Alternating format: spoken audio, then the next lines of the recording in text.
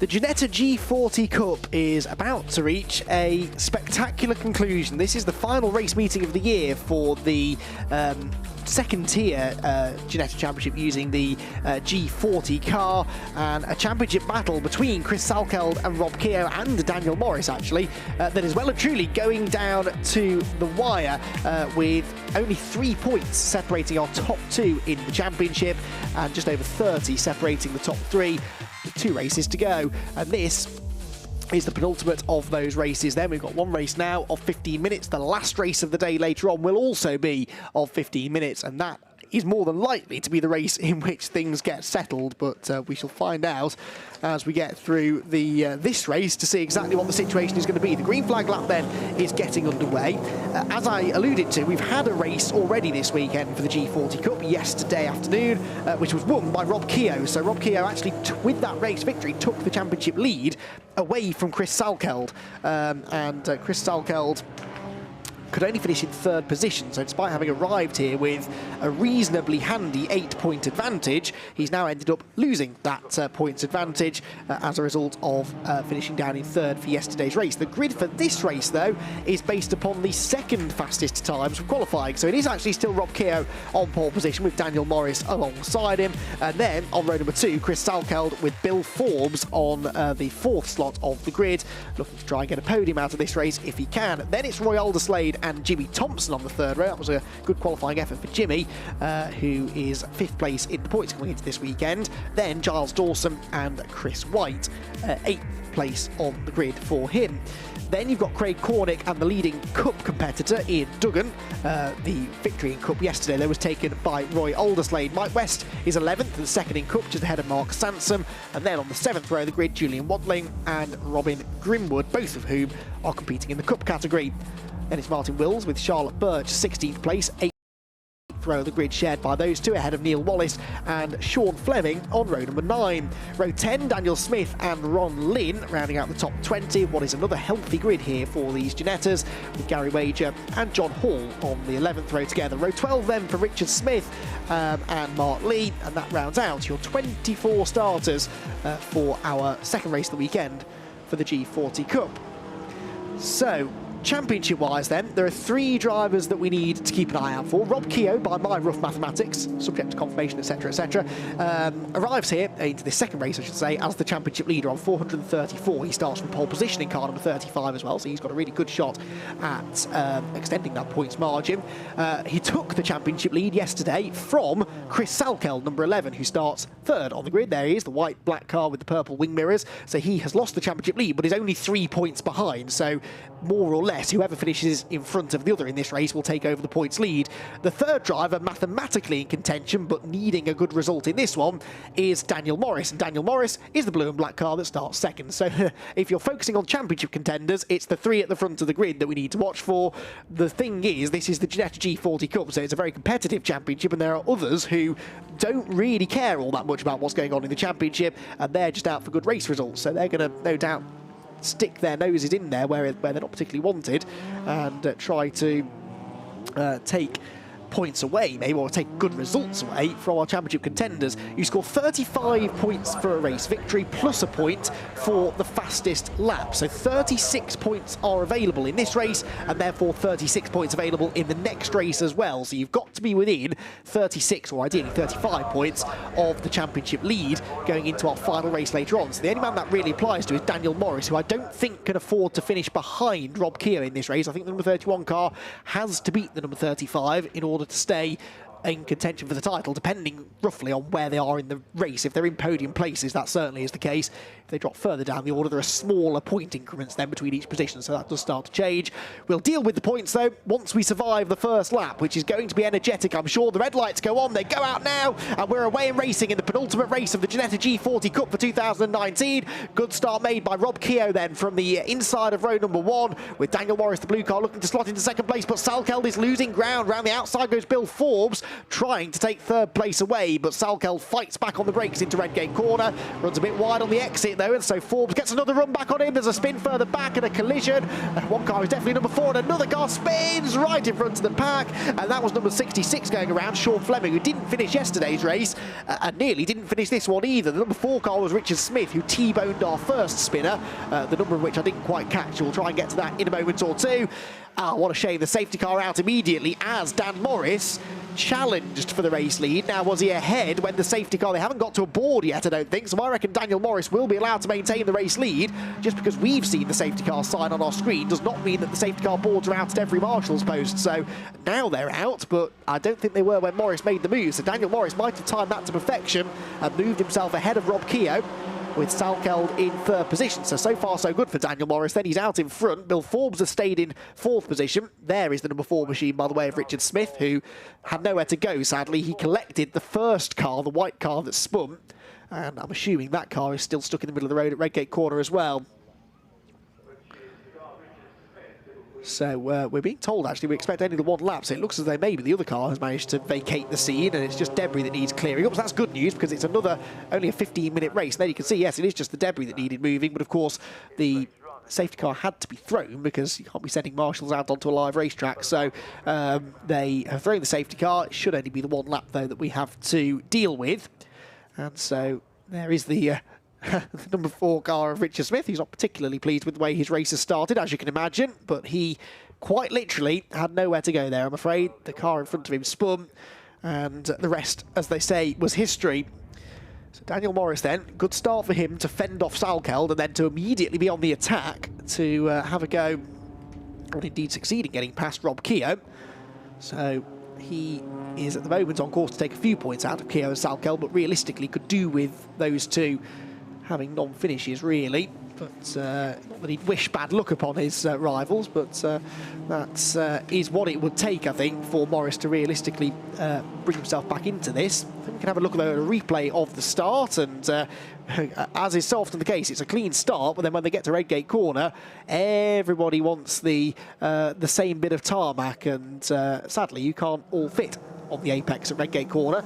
A slow start there from, was that Jimmy Thompson, I think, from row number 3, but this hopefully is the view that should give us a better idea of what happened at Redgate corner. So the leaders get through safely, and I was focusing on Bill Forbes versus Chris Salkeld for 3rd, because Bill for a little while looked as though he was going to get in front, but there is one of those white cars in the midfield is going to spin, and I don't know which one it was. Let's see if we can pick out a number. Through Redgate they go. There it is.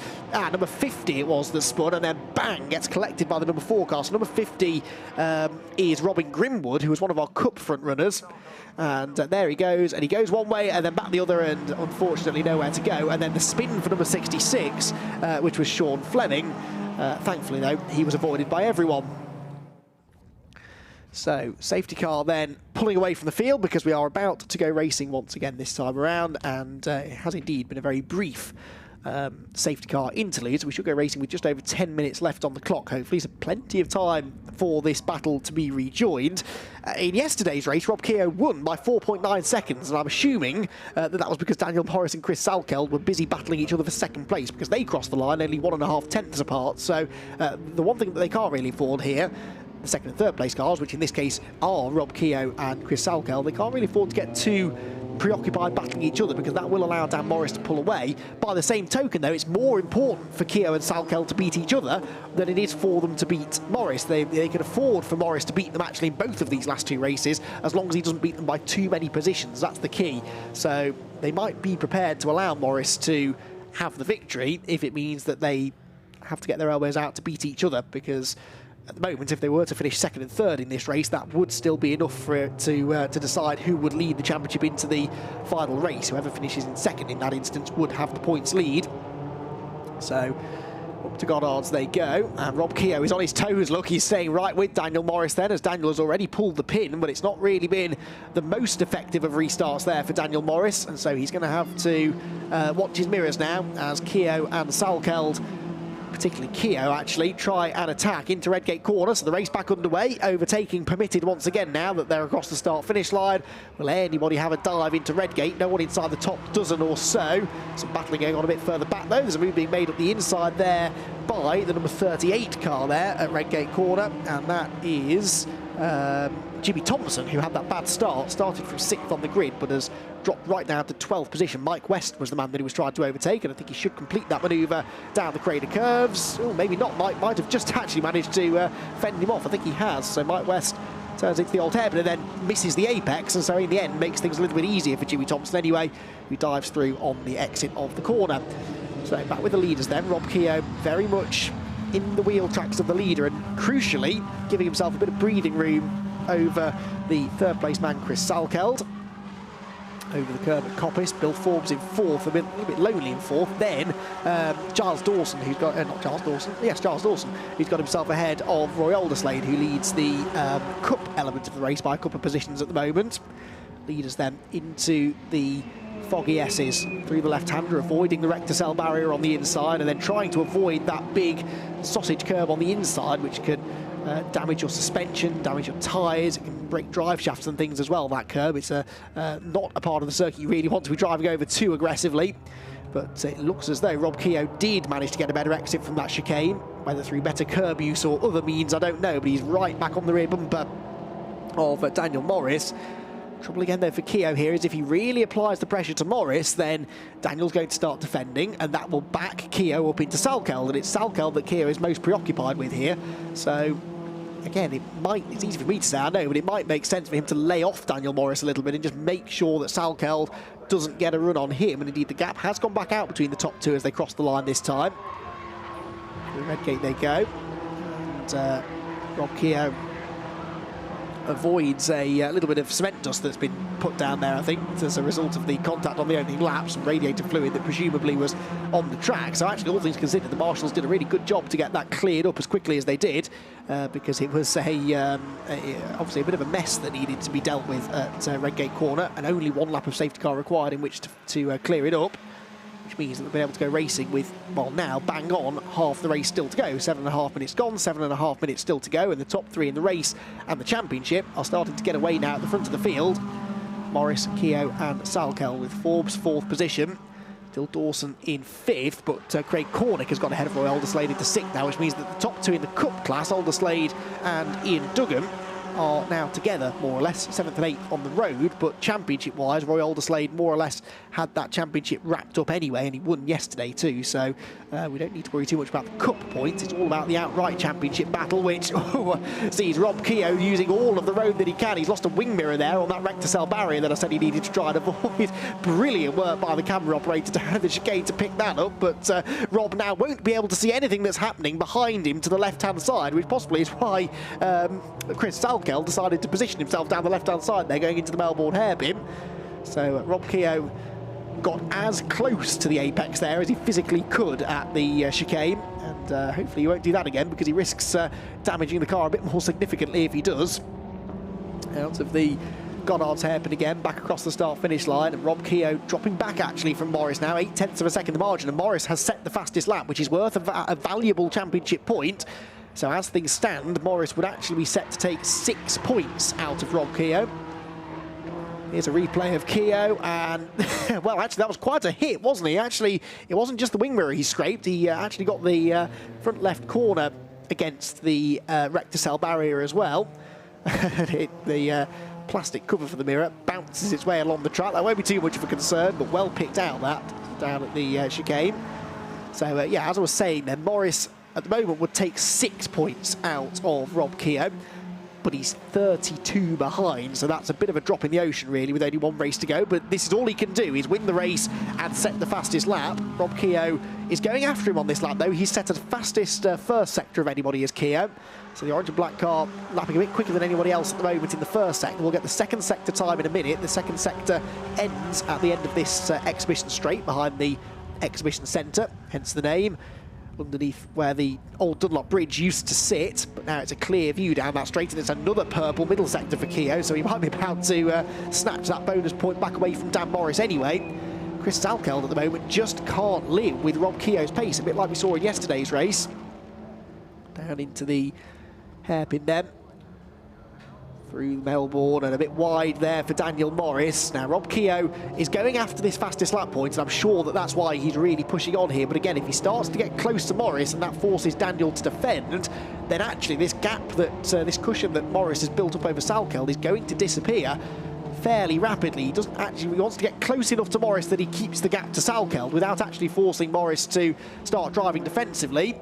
Is it a new fastest lap for Keogh? Yes, it is, a 1:48.9, which is quite a bit quicker than anyone has gone so far, so that should be a reasonably secure fastest lap for Rob Keogh.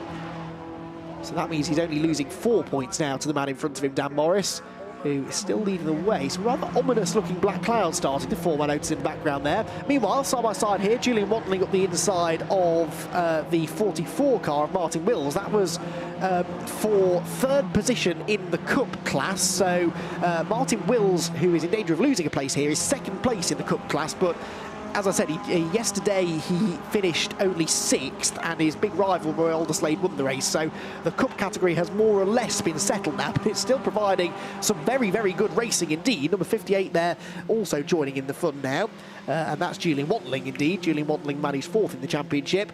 So these are some of our Cup competitors scrapping actually towards the back of the top 10 overall as well. This is the battle for 10th place. So there's been some changing there because Wantling has dropped behind Wills now, who has got himself to the front of that queue. So Wills is now ahead of number 14, Daniel Smith, although possibly for not much longer because Daniel Smith is trying to get back up the inside. Daniel is not a Cup competitor though, so he's not really fighting with these cars for outright points and positions. To the outside line though, into the chicane, as to the inside, into the Melbourne hairpin. Looks Rob Keogh, and he might be about to challenge for the race lead because Daniel Morris drifts out a bit wide and they're wheel to wheel up the hill, but Keogh has to be careful because Salkeld immediately sees the chance to close in. I really think that Rob Keogh would have been better served just sitting behind the race leader and settling for second place, but Rob is a racer. He's also a former champion in this series, so he knows what he's doing. He's actually aiming to become the first ever double Ginetta G40 Cup champion. No one's ever won it twice before, and well, Rob Keogh very nearly there, felt himself, and he still is under threat actually from Chris Salkeld into Redgate Corner.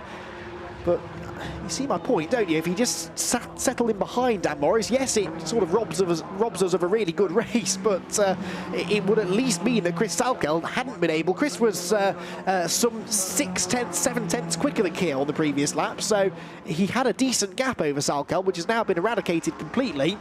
Unless, of course, Keogh feels that if he gets past Morris, he can pull away even further, and then he'll have maximum points, and he won't have to defend from anyone. But it's a risk that I'm not sure I'd be willing to take, but that is why I'm a commentator and not a racing driver, because the drivers don't tend to think the same way as I do, and if they think that they can win the race, then they're going to go for it, and fair play to them, because it's generating some really entertaining racing again. We're on what should be the penultimate lap of this race now, and Morris and Keogh circulating less than a car length apart, and in fact Keogh's had the tighter line through Coppice Corner. Tries to pull alongside, but again, that little jink there from Daniel Morris could so easily have ended in contact. Down to the chicane, Chris Salkeld now fishing around, trying to get second place away from Keogh, and that's the most significant one, remember. If Salkeld gets past Keogh and finishes in second with Keogh third, they'll actually be tied for points, or there'll only be a point in it maybe, going into the final race later on. As it is, Keogh is going to extend his margin, goes to the outside again, trying to outfox Daniel Morris, force him to brake too late, which he almost did, but Morris keeps it a bit tidier this time through the hairpin. And actually, Salkeld was the scrappiest of the three, so he didn't really benefit at all from that. Morris again defends into Goddard's hairpin, though. Keogh to the outside, takes a wide line in, tight line out. Had a couple of bites of the cherry there, though. The car wasn't really working with him particularly well there, wasn't cooperating through the middle of the corner. It didn't want to make the apex, so he had to get his, it was all arms and elbows there to get the car through the corner. But we go then on to the final lap of this penultimate round of the championship, and still it's all to play for here. Keogh, for the time being, is getting ahead of Salkeld, who runs a bit wide out of Redgate Corner, so he's now the best part of a second behind Keogh. So now Rob can afford to have a go at Morris, safe in the knowledge that he's not likely, unless it all goes horribly pear-shaped, he's not likely to fall back into the clutches of Salkeld. So if I were Daniel Morris, I would now be starting to get a little bit more concerned about Rob Keogh, who is in the tow again, going out to the old hairpin. Through Starkeys and Schwantz they go, then inching up towards the blue and black machine. Is there a gap on the inside at McLean's? There wasn't. Daniel Morris covered it, but he had to, because I think that Keogh would have gone for it had he not done that. Keogh again, though, is quicker off McLean's, and now the defensive driving from Morris is holding them back up again. And so Chris Salkeld is arriving with some momentum too. Sideways there through Coppage for Morris. He runs out wide, and this time Keogh will surely be fully alongside onto the exhibition straight. But this is the outside line for the chicane. This is very, very tense indeed. And Chris Salkeld might make it 3 abreast on the inside line of both of them. He looks, but he can't get there. Who gets through the chicane first? It's Morris, and Keogh goes wide. Rob Keogh goes wide, and Salkeld goes through into second position. And Chris Salkeld read that situation perfectly. He may even be able to go one better because he's alongside Daniel Morris now and challenging for the lead of the race. But if, well, Rob Keogh either way has lost that second place, going to try and get it back now. They then contact on the exit of the corner. 3 abreast again between the 3 championship contenders with 1 more corner to go. Morris, Keogh, Salkeld, who wins the race? Who gets the championship lead going into the final round of the season? It looks as though Morris is going to hold on to the race victory, but for second place, that is the battle for the championship, and Chris Salkeld is going to hang on, I think. Daniel Morris wins, and Chris Salkeld, with a perfectly judged final lap, gets second place away from Rob Keogh. What a race that was, and what a valuable second place finish that might turn out to be for Chris Salkeld. I reckon he's going to be only 1 point behind Rob Keogh now. It will be winner takes all going into the final race of the season later on this afternoon. If that didn't tempt you to stick around and keep watching to the end of the day, then I don't know what will. Fantastic stuff. Bill Forbes in 4th. Giles Dawson comes home in 5th, whilst Roy Alderslade more or less wraps up the Chairman's Cup, if it wasn't already wrapped up, with a race victory again in the Cup class in race number 2. Then it was 7th place overall for number 83, Chris White, from the back of the grid after a non-finish yesterday. And Craig Cornick was 8th, with Ian Duggan 9th and Martin Wills in 10th position. But, well, that was a fantastic race, and I know I sound like I'm being boring by saying that Rob Keogh would have been better off just settling for second, but he would have been better off settling for second, because then Chris Salkeld, I don't think Salkeld had the pace to challenge Keogh then, unless Keogh made a mistake. And he made a mistake at the chicane. He outbraked himself trying to get the lead. He was slow off the corner, and there was nothing he could do then to keep Salkeld at bay. And Chris Salkeld will take that readily with both hands, and was able to move into second and very nearly actually take the race victory away from Daniel Morris. Daniel should also now still be in contention for the title, albeit it's a mathematical chance. But if Salkeld and Keogh don't finish race 2, and bear in mind they're going into that race tied on points and side by side on the grid, then Morris could legitimately still win the championship. So it is still genuinely a 3-horse race. Here's the result then. Morris from Salkeld the top 2, with Rob Keogh in 3rd, Bill Forbes 4th, and Giles Dawson in 5th. Roy Alderslade wins the Chairman's Cup in 6th position, ahead of Chris White and Craig Cornick 7th and 8th, with Ian Duggan and Martin Wills to round out the top 10. Then it was Mike West, Daniel Smith, Julian Wadling in 13th position. 14th place went to Ron Lynn, and rounding out the top 15 was the number 9 car of Mark Lee. Then it was Mark Sansom in 16th position. 17th place went the way of Neil Wallace. 8th position for Robin Grimwood, 19th for Sean Fleming, and Jimmy Thompson, after that poor start, unfortunately never did recover, and then ended up in 20th position. Well, let's have another look back then at that last lap down at the chicane. So here we are, Keogh going for the lead. Fair enough, it's a race, you're entitled to go for the lead. But he's on the outside line, he brakes too late, he can't turn in, and Chris Salkeld says, thank you very much, that's the easiest overtake I've made all day, and moves into second position. Here it is from another angle, look, Morris was also in danger of going straight on, but did get the car stopped. And Keogh, it's almost as if Keogh didn't know whether he could turn in. Maybe he felt that Salkeld was already up the inside, but either way, he didn't make the corner and has handed away that second place. So Chris Salkeld then finishes in second position. That is worth 30 points. Add that on to the 431 he had, and he goes on to 461. Rob Keogh, meanwhile, started that race on 434 points. He finishes 3rd, which is worth 26 points, but he did get the fastest lap, which is worth an extra single point. So 461 actually as well for him. So it may not even be a point. It may be that they're joint on points. So, well, we'll get confirmation of that hopefully from Ginetta before race 2, but it may be that it's even closer than I thought. Either way, it's winner takes all. Whoever finishes highest in that final race between Keogh and Salkeld will take the title if either of them get to the flag. Highlights then of a thrilling penultimate round of the Ginetta G40 Cup, and a brilliant start made by Daniel Morris then at the front of the field to challenge Rob Keogh for the lead, but Keogh held on. Salkeld was a bit slow away, whilst behind there was carnage. There was a spin in the middle of the pack for the number 50 car. Around went Robin Grimwood. He was collected, unfortunately, by Richard Smith. And then there was a separate spin for Sean Fleming, although he was able to rejoin undamaged. The cars all got themselves out of the way onto their own power, but there was debris and fluid to be cleared up on the track, and so the safety car was brought out for just a single lap of the circuit, after which the battle resumed with some real intensity at the front of the field. Daniel Morris had got himself in front of Rob Keogh just before the safety car came out and was busily defending it from Rob, who in theory could have settled for second but felt that he wanted to go for the race victory. The Chairman's Cup drivers were having their own battle as well, Roy Alderslade eventually coming out on top, but Martin Wills there making the move to go into third place in class midway through the race. At the head of the field, Daniel Morris under real pressure from Rob Keogh. Keogh got alongside through the Melbourne Loop on a couple of occasions, whilst Jimmy Thompson, after a bad start, had a spin at McLean's corner. Onto the final lap, and there was a mistake from Daniel Morris at Coppice Corner that set off a fantastic chain of events. Keogh got alongside, saw his chance to get the race lead away, but as they arrived down in the chicane, almost three abreast between the three title contenders, it was Keogh that made the mistake, ran out wide, handed second place to Chris Salkeld. It will be winner takes all between the two of them going into the final race, with Dan Morris, the race winner, also still in contention.